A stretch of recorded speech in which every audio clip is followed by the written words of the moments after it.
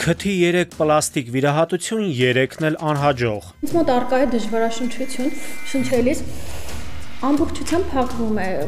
Այս քթանցքով էլ եթե թվում է թե բաց է քթանցքը, վերևում ամբողջությամբ կպոնները ընդհանրապես թթվածին չի գնում։ Ալինա Ադիլխանյանը ենթարկվել է 3 պլաստիկ վիրահատության, որոնցից 2-ը վերականգնողական են եղել։ Քթի առաջին վիրահատությունը 2013-ին է կատարվել։ Առաջին վիրահատությունից հետո Ալինան քթի հետ կապված բարդություններ, բորբոքումներ է նկատում 2016 թվականին։ Ամեն ինչ սկսվեց ինձ մոտ այս խնդիրները գիտակցության կորստով, երբ փորձում էի աստիճան բարձրանալ աշխատավայրում, այդ ժամանակ գիտակցությունս կորցրի, շնչահեղձություն չէի կարողանում շնչել։ 2022-ին Ալինան ստիպված է լինում դիմել Շենգավիթ բժշկական կենտրոն։ Բժիշկ Արթուր Պողոսյանը խոստանում է, որ կշտկի շնչառական ֆունկցիայի խանգարումը։ Շնչառական ֆունկցիայի խանգարումը, թթվածնային անբավարարությունը Ալինայի մոտ բերեցին աշխատունակության նվազեցման։ 2023 թվականին Ալինան դիմում է վիրահատող բժիշկ Արթուր Պողոսյանին։ Բժիշկն ասում է, որ շնչառական ֆունկցիան կարգավորելու համար պետք է կատարվի 3-րդ վիրահատությունը, սակայն դա էլ չկարգավորեց Ալինայի շնչառական ֆունկցիան։ Զրուցակիցս պատմում է, թե վիրահատության ժամանակ իր ականջներից վերցրել են ականջի աճառային հյուսվածքներ եւ տեղադրել քթի մեջ։ Վերցրին ականջներիցս աճառներ, սպիերը հիմա ականջներից, այո։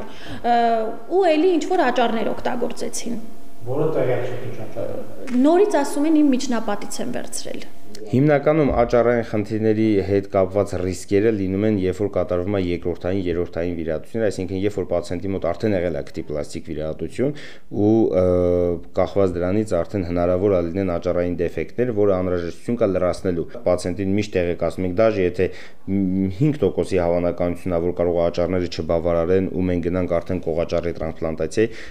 մենք դա պարտադիր զգուշացնում ենք։ Երրորդ վիրահատությունից հետո Ալինայի դեմքին առաջանում են սպիներ։ 2023-ին նախաձեռնվում է քրեական վարույթ։ Ադիլխանյանը ճանաչվում է տուժող։ Նա հայտնել է, որ բժիշկների ոչ ճիշտ վիրահատության արդյունքում իր մոտ առաջացել են բազմաթիվ առողջական խնդիրներ, եւ որ քթանցքների փակ լինելու պատճառով ինքը դժվարությամբ է շնչում։ Վայ քո տունը շինվի, ասում է տնաշեն, ես ասեցի շատ է տարբերությունը քթանցքների, բայց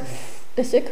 կան բարդություններ, որոնք որ ընդհանրապես ցանկալի չեն։ Դրանք բավականին շատ անգամներ վիրահատած վիրահատություններից հետո հա ռիսկերն են, օրինակ մաշկի նեկրոզ կարող է առաջանալ ու տենց խնդիրները, որոնք դաժե լուծվելու պարագայում բավականին մեծ հետքեր կարող են թողել։ Շատ կարևոր է նաև պացիենտների հետ վիրահատական խնամքը։ Դրանից մեծ բան է կախված։ Կարող է վիրահատությունը անցնի ամբողջությամբ իդեալական ու լինի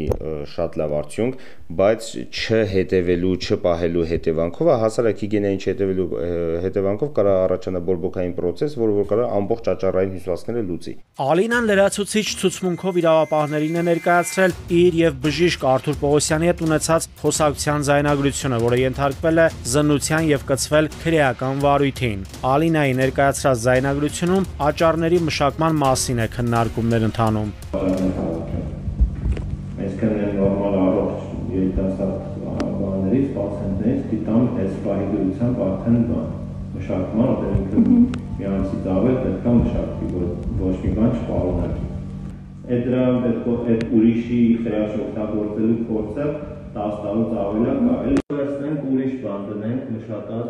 ես լավ աճառներ պահեմ մշակեմ։ Եթե լավ աճառ մշակես, խնդիր չկա։ Այստեղ կա такой этажարը։ Ես ուզում եմ этажարը պետք է դաժե թեթիզից հետ դնենք, իսկ Խոսեցինք նաև Ալինային վիրահատող բժիշկ Նարեկ Հարությունյանի հետ։ Բժիշկը մեզ տեղեկացրեց, որ երրորդ վիրահատության ընթացքում աճառ է վերցվել Ալինայի ականջից։ Երկրորդ, երրորդ անգամ դրել են հենց այդ նույն այլ օտար մարդու աճառներ, դրա համար էլ ինձ մոտ նման արդյունք կա։ Դրա համար էլ ինձ մոտ սկսվել է եւ երկրորդ եւ երրորդ անգամ բորբոքումներ։ Ականջից վերցրած աճառը ամբողջովին բավարար էր ամբողջ ծավալը լրացնելու համար, այլ է խնդիրը, որ հետագայում բորբոքում է տեղի ունեցել։ Դրանից ոչ ոք ապահովագրված չէ։ Ի վերջո, քթի ներսում դրվում է օրգանիզմի համար օտար մարմին։ Փորձագետները հիմա դրանով են զբաղվում, հասկանալու համար խնդիրը որտեղից է առաջացել։ Երրորդ վիրահատությունից առաջ ես նրան ասացի, որ դու արդեն 2 վիրահատություն ես տարել եւ խնդիրներ խնդիրներ կան։ Ես նրան հայտնել եմ, թե օրգանիզմի հետ կապված ինչ բացասական կողմեր ունի։ Հետվիրահատական շրջանում, ինչպես բոլոր հիվանդների, այնպես էլ Ալինայի մոտ կարող էր առաջանալ բորբոքային բնույթի խնդիրներ։ Եթե կան հակացություններ, դաժե չնչին հակացություններ են, կարծում եմ պլաստիկ վիրահատության համար չարժե այդ ռիսկին գնալ, այդ դեպքերում մենք հրաժարվում ենք։ Դրանք քրոնիկ ինֆեկցիոն հիվանդություններն են, որոնք կարան հետագայում բերեն բարդությունների, արյամակարդելիության խնդիրներն են, որոնք որ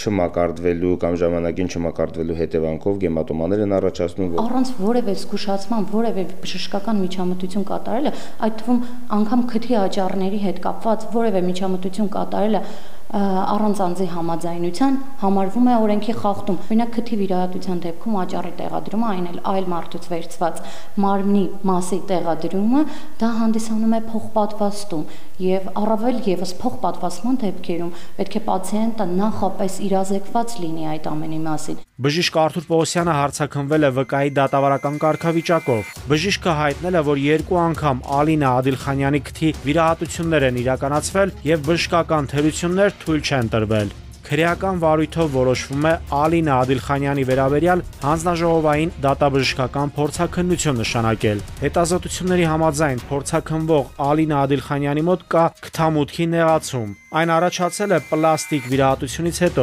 Փորձաքննության մեջ նշվում է նաև, որ վիրահատություններն իրականացրած բժիշկները պահպանել են վիրահատական մեթոդիկաները։ Փորձագիտական հանձնաժողովը նշել է նաև, որ ըստ բժշկագիտության արդի տվյալների նմանատիպ վիրահատություններից հետո կարող են լինել նաև հետվիրահատական շրջանների բարդություններ եւ հետևանքներ։ Տուժող Ալինա Ադիլխանյանը ծանոթանալով փորձագետի եզրակացության հետ հայտարարում է, որ փորձագետի եզրակացությունը հիմնավորված չէ եւ միջնորդել է նշանակել կրկնակի հանձնաժողովային փորձաքննություն։ Փորձաքննությունը կատարվել է շատ թերի, ես տարել եմ ինձ հետ հիվանդության պատմագիր, որը կեղծված է։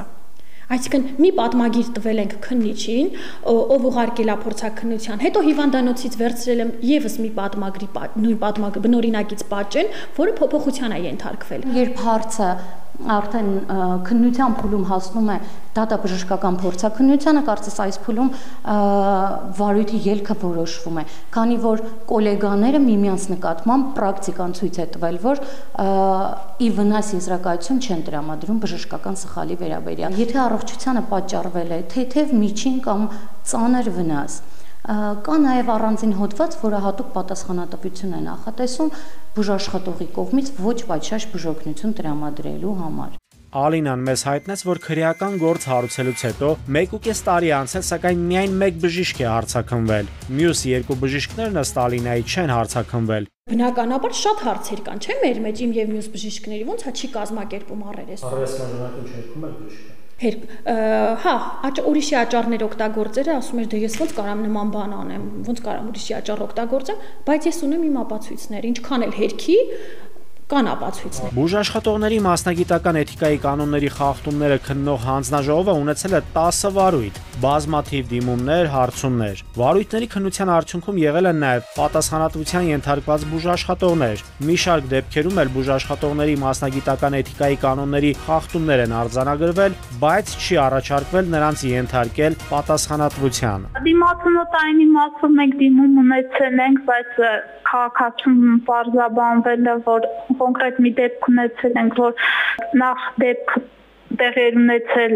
1 տարուց ավել ժամանակահատվածում, իսկ մենք ըստ օրենսդրության քննում ենք միայն վաղեմության 1 տարվա ժամկետի կտրվածքով, համաձայն իսկ ներկայացված տվյալների քրեական վարույթում էր գտնվում, իսկ մենք այն գործերով, որտեղ կա էթիկայի նորմի խախտում եւ միաժամանակ քրեական գործի վարույթ, այդ գործերը քննության ենթակա չեն հանձնաժողովում։ Էթիկայի հանձնաժողովը կարելի է ասել զբաղվում է ավելի թեթև խախտումներով։ Եթե կատարված արարքը բժշկի անփութությունը վնաս պատճառելը այնքան մեծ չէ, որ անգամ հանդիսանա քրեական հանցագործություն։ Այսինքն ավելի թեթև միջամտությունների եւ խախտումների դեպքերով է զբաղվում։ Մասնագետները հորդորում են քաղաքացիներին պլաստիկ վիրահատությունների դեպքում ոչ միշտ հավատալ սոցցանցերում տարածված գովազդային հոլովակներին։ Օրինակ, քթի պլաստիկ վիրահատություններից հետո բժշկական կենտրոններից շատերը իրենց սոցիալական էջերում տեղադրում են լուսանկարներ, որոնք ամբողջությամբ չէ, որ ռեալ տեղեկություն կարող են հաղորդել, թե ինչպես է ընթացել վիրահատությունը։ Իմեջում էլ կան նկարներ, որոնք որ մի ռակուրսից են, այսինքն մի կողմից են, բայց դա նրանից չի ելնում, որ մենք ենք մի ռակուրսից նկարում, որովհետև այդ նույն պացիենտները մեր էջում կոմենտներ են թողում, հա, իրենց կարծիքն են հայտնում ու հնարավոր է, նորից եմ ասում, փոքր երկրում ենք ապրում, շատ հեշտ գտնել այդ տվյալ նկարը, որ մի կողմից է տեղադրված, իրականում մնացած կողմերից էլ սիրուն է, թե չէ, բայց այդ հարցի երկրորդ կողմը կա, ինչի է այդ նկարը դրվում մի կողմից, կոնկրետ մեր պարագայում մեր պացիենտներից, քանի որ մեր աղջիկները ունեն սովորություն, հա, իրանք իրանց դեմքի որ կողմը սիրում են, իրանք միշտ այդ կողմից են նկարվում։ Յուրաքանչյուր բարդ վիրահատություն, ինչ տիպելային լինի, սթրես կարող է առաջացնել մարդու օրգանիզմի համար, եւ հիվանդը միջև վիրահատական սեղանին պարկելը պետք է լավ գիտակցի, որ ոչ ցանկալի արդյունքը կարող է վնաս հասցնել իր ֆիզիոլոգիական եւ հոգեկան առողջությանը։ Վերջին մի քանի ամիսների ընթացքում քթի պլաստիկ վիրահատությունների մասով հաճախակի են ահազանգեր լինում, ցավոք նաեւ մահվան ելքերով։ Քթի վիրահատության մի դեպք էլ տեղի էր ունեցել անցած տարի 2024-ին Արտմեդ բժշկական կենտրոնում։ Քթի պլաստիկ վիրահատության ժամանակ բուժառու 32-ամյա Լիանան մահացել էր։ Նա Հայաստան էր վերադարձել Ռուսաստանից վիրահատվելու համար։ 2021 թվականին էլ քթի միջնապատի վիրահատությունից հետո Ուրցաձոր համայնքի 30-ամյա բնակիչ էր մահացել։ Վիրահատությունը տարվել էր Վեդու բժշկական կենտրոնում, այնուհետև տեղափոխվել էր Երևան։ Արտ Կոսմետ էսթետիկ վիրաբուժության կենտրոնում էլ մահացած Զաբել Կարապետյանի ամուսինն էլ հայտարարել էր, որ բժիշկ Արթուր Սարգսյանն իր 56-ամյա կնոջ մարմնի միանգամից 5 հատվածներում պլաստիկ վիրահատություններ է կատարել։ Այնինչ սկզբում պայմանավորվել էին, որ կհեռացվեն միայն ոտքի գոյացությունն ու որովայնի ավելորդ ճարպը։ Նաիրի Մուրադյան, Զորաբ Քարամյան, Վահան Գուլոյան, Սուրանկյուն։